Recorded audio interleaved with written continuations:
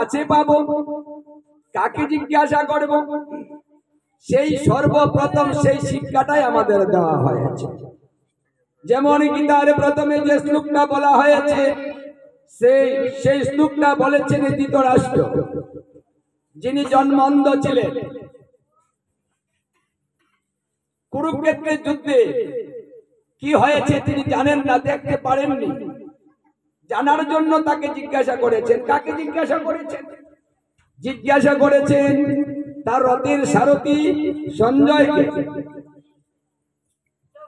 যে হে সঞ্জয়, আমার পুত্র আর পাণ্ডুর পুত্র এই উভয়ে মিলিত হয়ে ধর্মক্ষেত্রে কুরুক্ষেত্রে তারা যে যুদ্ধ করেছে, এটা কিভাবে করেছে, কিভাবে হয়েছে আমি তো দেখতে পারিনি, তুমি আমার কাছে তাহা সবিস্তারে বর্ণনা করো।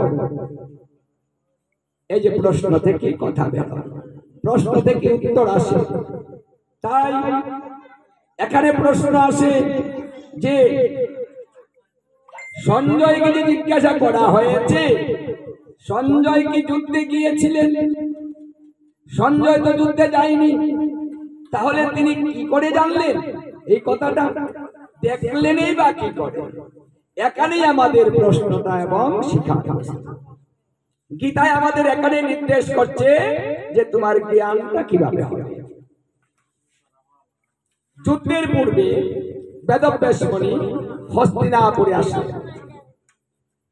এসে ধৃতরাষ্ট্রকে বললেন, হে রাজন, আপনি তো জন্মান্ধ, এই যুদ্ধ আপনি দেখতে পারবেন, তাই আমি আপনার জন্য দিব্য চক্ষু নিয়ে এসেছি, আপনি তা গ্রহণ করুন।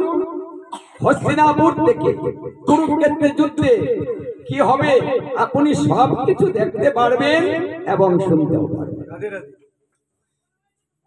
ধৃতরাষ্ট্র বললেন, হে মুনিবর, আমি অন্ধ আছি তাই ভালো, এই যুদ্ধটা আমি দেখতে চাই না। মানে নিজেরাই এই যে মারামারি হানাহানি করবে, এটা চোখে দেখে আমি সহ্য করতে পারবো না।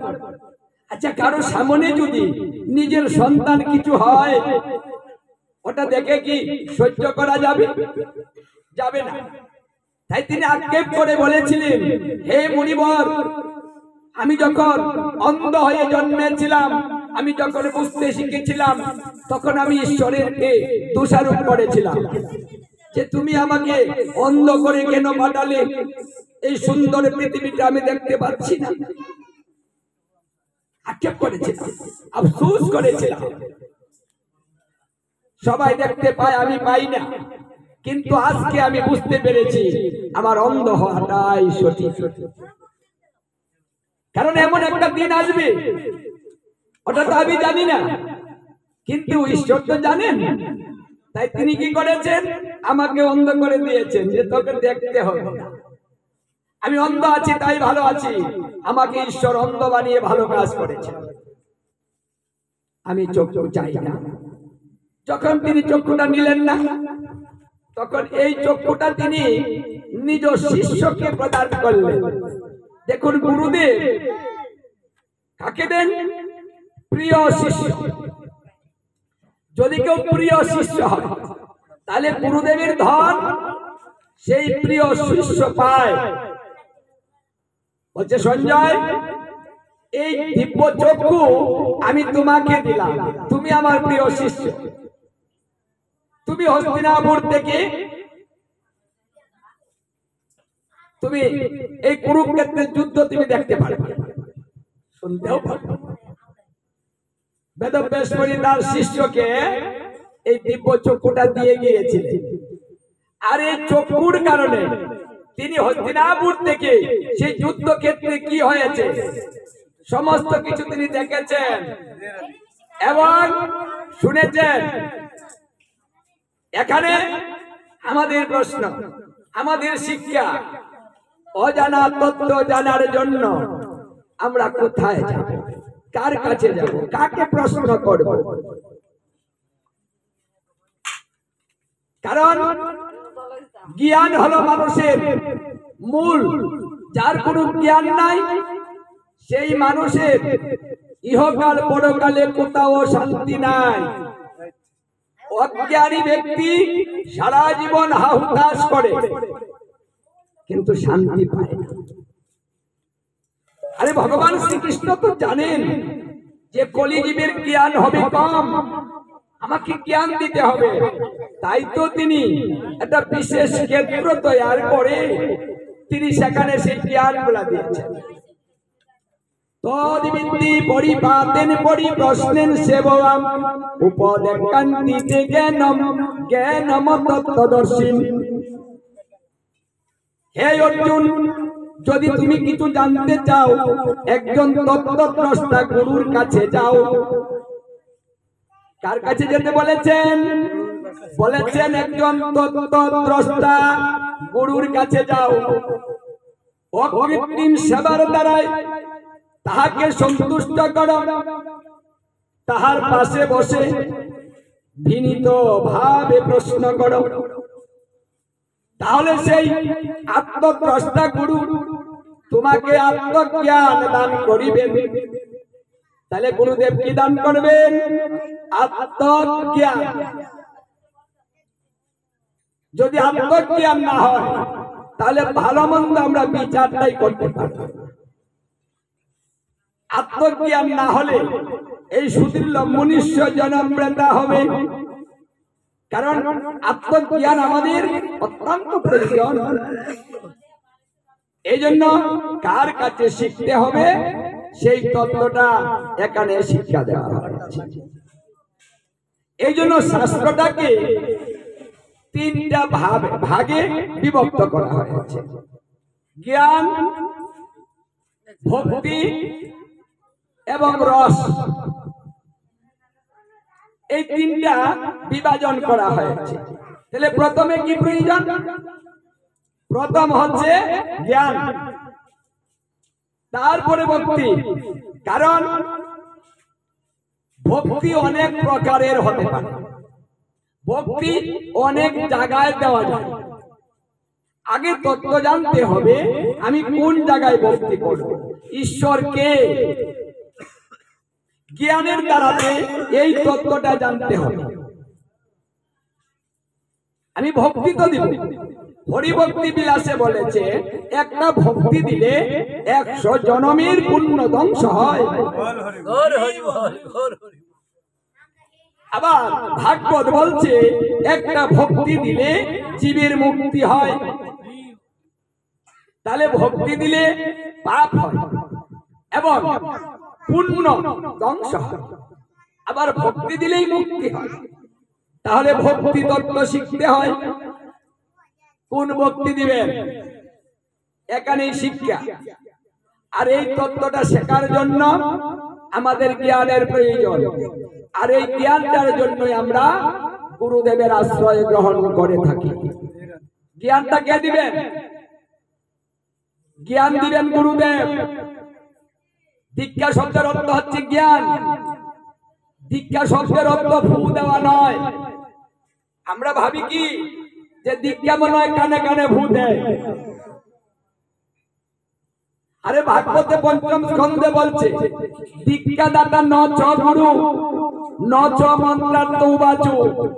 বলছে দীক্ষা দিলে গুরু হয় না, জানিও নিশ্চয় মন্ত্রের অর্থ যিনি বুঝায় তিনি গুরু হয়, মন্ত্র দিলেও গুরু হয় না। বিনা উপদেশে মন্ত্র সিদ্ধ নাহি হয়, গুরু শিষ্য নরকে যায় জানিবে নিশ্চয়। তাহলে মন্ত্র দেওয়ার পর গুরু শিষ্য নরকে যেতে পারে। এই জন্য গুরুদর যাই না, প্রসাদ নিয়ে যাই না। গুরু ধরার পূর্বে জানতে হবে কোন গুরুদেব। কারণ গুরুর চেনার জন্য কিছু বর্ণনা আছে শাস্ত্রে।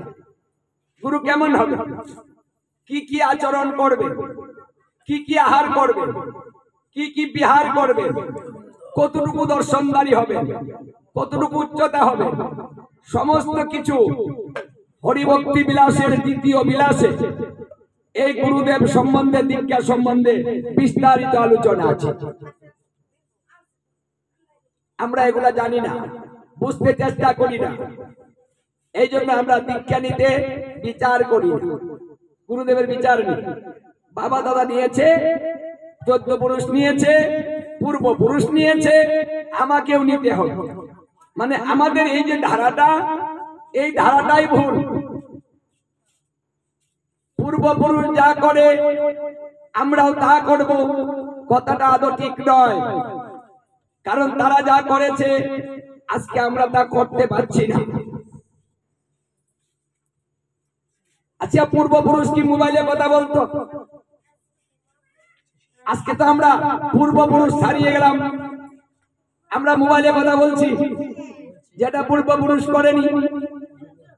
পূর্বপুরুষ লেখাপড়া শিখে বড় বড় চাকরি করেনি, সেটাও আজকে আমরা করছি। পূর্বপুরুষ কুয়ার জল খেত, ওরা কি আর্সেনিক মুক্ত টিউবওয়েলের খেত কি? এই যে লক্ষ্যটাই দিকে পূর্বপুরুষ কি ওটা পেত? ওরা নদীর জল, কুয়ার জল পূর্বপুরুষ নিয়েছে, সমানে ডায়রিয়া হয়ে মরেছে। কেন মরেছে? কারণটা খুঁজে পাইনি। আর কি বলেছে? আর তাকে কিছু খাবার দিবি না, কারণ যত খাবে ততই তো যাবে। খাওয়াটা বন্ধ করে দিয়ে তাড়াতাড়ি মৃত্যুর মুখে ঢেলে দিয়েছে, জাতি মরে যা। আর এখন কি বলছে? বেশি বেশি খেতে হবে, বারবার জল দিতে হবে, সে যেন শূন্যতায় না ভোগে, দুর্বল হয়ে না যায়। তাহলে পূর্বপুরুষ যা করে আমরা কি তা করি? কোন জায়গায় রেখেছেন পূর্বপুরুষকে? একমাত্র ধর্মের ক্ষেত্রেই বিচার পূর্বপুরুষ, অন্য কোন জায়গায় পূর্বপুরুষের কোনো বিচার নেই। পূর্বপুরুষ এত সুন্দর করে ঘর করত, টাইলস দিয়ে বাথরুম করত না। আজকে আমরা করছি, কোনটা মানছি? আমরা কিচ্ছু কিন্তু মানছি না। মানছি কোনটা? দাদা মন্ত্র নিয়েছে যে ঘরে, আমাকে নিতে হবে সেই ঘরে, সেই ঘরটা ছাড়া ওটা শিখেছি, ওটা ধরে রেখেছি, যেটা কুসংস্কার। আর কিচ্ছু ধরি, আর কিচ্ছু মানি। আমাদের এখানে সংস্কারের প্রয়োজন, এই জায়গাটা ঠিক করতে হবে, মূল জায়গাটা। কারণ গুরু যদি ভালো না হয়, গুরু যদি সৎ না হয়, গুরু যদি ভজন সিদ্ধ না হয়, গুরু যদি আত্মজ্ঞানী না হয়, তাহলে কখনো আমার কিছু হবে না। কারণ গুরুই হলো আমাদের মূল, তিনি মূল জ্ঞান দিবেন, তিনি তত্ত্বটা জানাবেন, তিনি আমাকে উপদেশ দিবেন, সঠিক রাস্তায় পরিচালনা করবেন। তিনি আমাকে বলবেন যে উপদেশ, এই একাদশী তোমার করতে হবে। গুরুদেব বলবেন, আদেশ করবে, গলায় তুলসীর মালা ধারণ করতে হবে। এগুলা গুরুদেব করাবে, অভ্যাসের দ্বারাতে চেষ্টা করাবে। সেই জন্যই গুরু ধরা হয়। এই জন্য